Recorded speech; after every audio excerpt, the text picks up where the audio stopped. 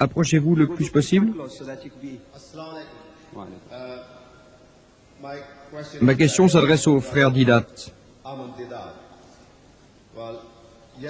Hier, avant-hier, vendredi, j'assistais à sa conférence à Stockholm.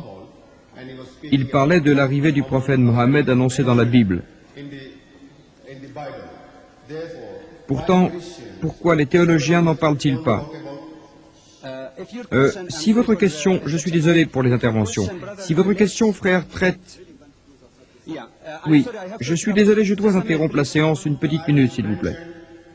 L'arrivée du prophète Mohammed est annoncée dans la Bible, pourquoi les théologiens n'en parlent-ils pas? Juste une minute. Par loyauté pour vous, pour chacun et le frère qui a été repoussé, la question n'est pas en rapport avec le sujet. Pourriez-vous, s'il vous plaît, vous en aller? S'il vous plaît, partez. S'il vous plaît. Allez, partez.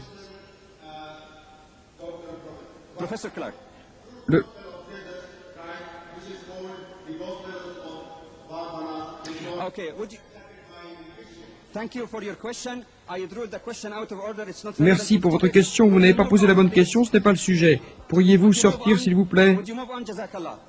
Pourriez-vous partir? Prochaine question. Le prochain à parler pose une question en rapport avec le sujet. Allez-y, soyez bref. La prochaine personne voudrait bien poser la question. Nous devons rester justes et fermes. Est-ce que j'ai fait quelque chose de mal? J'aimerais bien qu'on m'indique comment je dois conduire les questions. Suis-je injuste? Allez-y brièvement, mon frère, s'il vous plaît. Je voudrais vous dire ici toute ma gratitude en cette occasion. En fait, ma question est double. Premièrement, si le Coran vient de Dieu, est-ce qu'il ne se contredit pas lui-même? Quand il dit « Cependant Jésus est né, il est mort, et il est ressuscité. » La deuxième question, je suis désolé. Désolé, les règles du jeu sont de poser une seule question et de revenir après de façon à ce que tout le monde ait une chance. Merci. La question s'adresse à M. Didat. Le verset en question est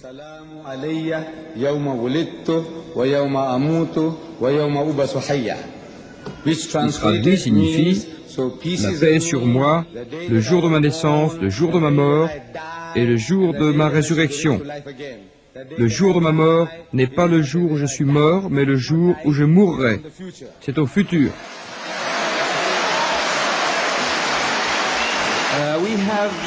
Bien, nous avons juste le temps pour 2 ou 3 questions au maximum. Il ne restera que quelques minutes pour la conclusion. La prochaine question. Pourriez-vous vous approcher plus près du micro, s'il vous plaît? Si l'on admet que Jésus est mort pour expier les péchés, quelle part de responsabilité Adam prenait-il dans le péché? Est-ce que ce n'est pas la femme? La femme n'en assume-t-elle pas une part dans la douleur de l'enfantement? Et l'homme dans son travail pour apporter le pain? Est-ce que la crucifixion a changé les choses? La prochaine question, j'aimerais bien.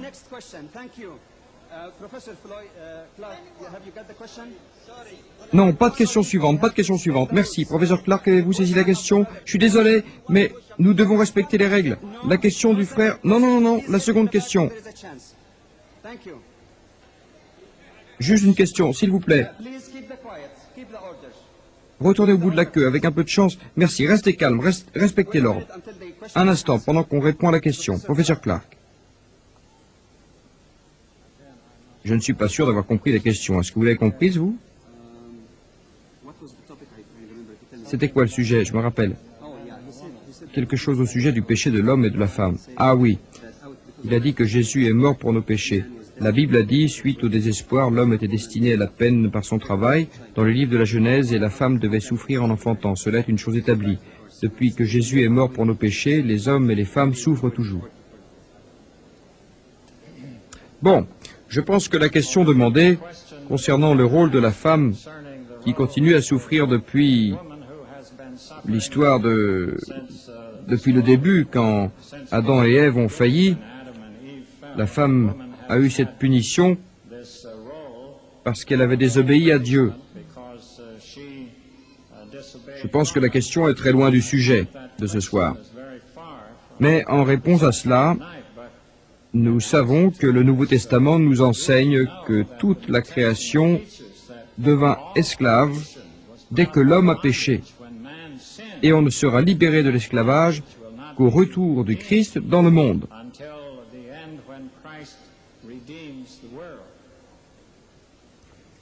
Je crois qu'on ne peut prendre qu'une question. Nous sommes pressés par le temps. Il ne nous reste que 4 minutes. La dernière. Tout le monde a une question, a une phrase, mais il y a au moins 50 phrases qui attendent. Allez-y. J'aimerais demander au professeur Clark, dans le livre Hébraïque, chapitre 5, verset 7, qui, dans les jours de son existence, quand il a offert ses prières à Dieu, en le suppliant par des cris et des pleurs, est-ce que tout cela était capable de le sauver de la mort? M-O-R-T. Est-ce qu'il ne s'agit pas d'une indication claire qu'il en était sauvé? Merci beaucoup. Avant de répondre à la question, j'aimerais présenter mes excuses à mes frères et sœurs qui attendent et je leur demande d'abandonner l'attente. Nous sommes désolés, nous avons déjà dépassé les 10 minutes. Pourrais-je demander aux frères de rester debout de s'asseoir, s'il vous plaît? Nous n'avons plus le temps.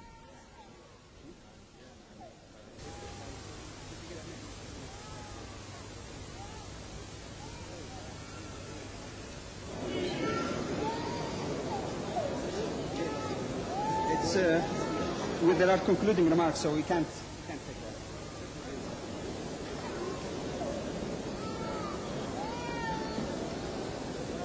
Would you please, sorry, could I ask those brothers who are standing here to please be seated? There is no more time.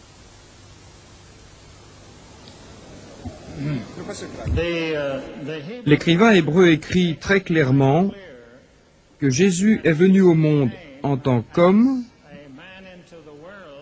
pour vivre en tant qu'homme et pour apprendre l'obéissance. Pourtant, il était le prophète de Dieu sur la terre, le Fils de Dieu. Malgré tout, il avait des choses à accomplir comme tout le monde. Ainsi, il avait à apprendre ce que cela signifie pour un homme, l'obéissance.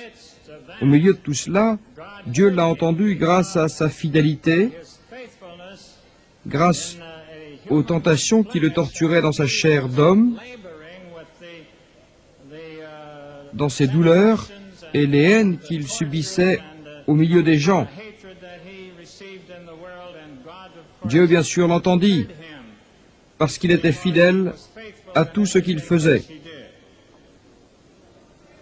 Merci. Nous en arrivons maintenant à quelques remarques de conclusion et quelques annonces. Si vous voulez bien me permettre de continuer, merci. Ce soir, nous avons déjà entendu de très éminents et sincères conférenciers. Je sais que nous sommes en juillet, mais quand vous ajoutez la chaleur de ce mois à la chaleur fournie par cette salle, cela devient un peu trop. De toute façon, j'ai l'impression de me faire l'écho du sentiment de la plus grande partie de l'assistance. Il est en effet très utile et très bénéfique pour nos deux communautés musulmanes et chrétiennes de rester ensemble et de se comprendre. Les chrétiens et les musulmans,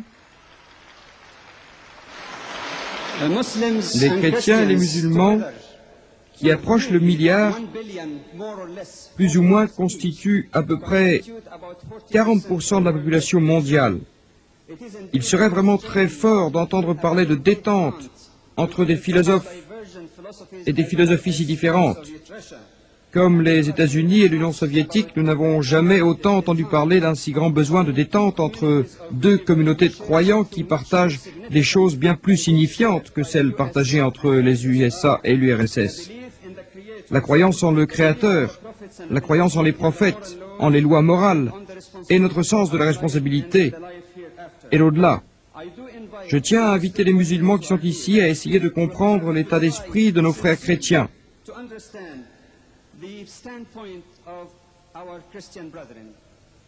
Ils sont bien sûr libres de lire le Coran, de voir ce que le Coran, ce que le mot d'Allah dans leur croyance dit de Jésus.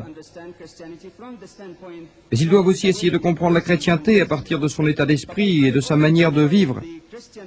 Mais j'aimerais aussi inviter les frères et sœurs chrétiens ici présents à avoir une bonne approche dans la compréhension de l'enseignement de l'islam depuis ses premières sources.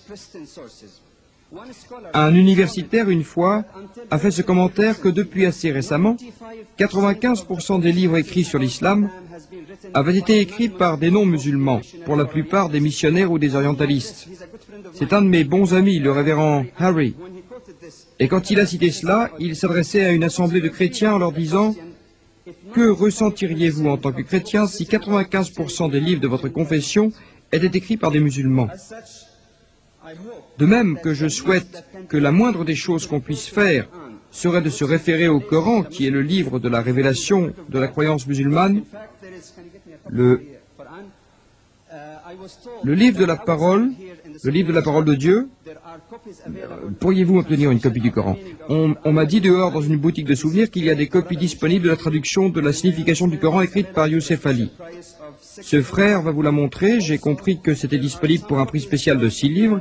Et puis il y a aussi quelques manuels écrits par Mr. Didat, disponibles gratuitement. J'ai noté en outre que la tournée de M. Didat va continuer jusqu'à la fin de juillet. Donc vous pouvez vous renseigner de ce qui se passera après si vous le souhaitez. On m'a demandé de faire cette annonce de la part du professeur Clark. Ceux qui souhaitent discuter avec lui, musulmans et non musulmans, qui souhaitent lui poser des questions ou des requêtes, sont priés de le contacter après la conférence. Lundi 8 juillet, une nouvelle conférence sur le Christ et l'islam, à 7 heures ou 1 heure, à 7 heures, à Southampton, au centre civique. Et il y a d'autres informations pour ceux qui cherchent à les obtenir.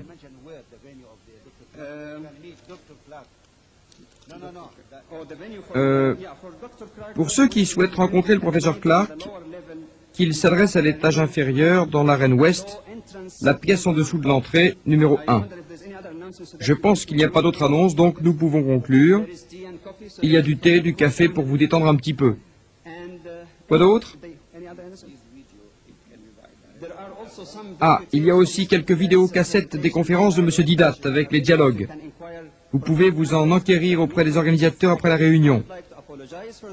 Je souhaiterais présenter mes excuses aux frères dont j'ai coupé la parole, même si je n'ai pas voulu le faire. Je vous prie de m'excuser auprès de vous tous pour les erreurs que j'aurais pu commettre.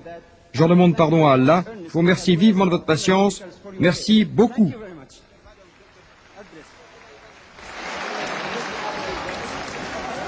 Dr. Bidway, there is no arrangement for tea and coffee for the audience. There is only arrangement for the audience of course.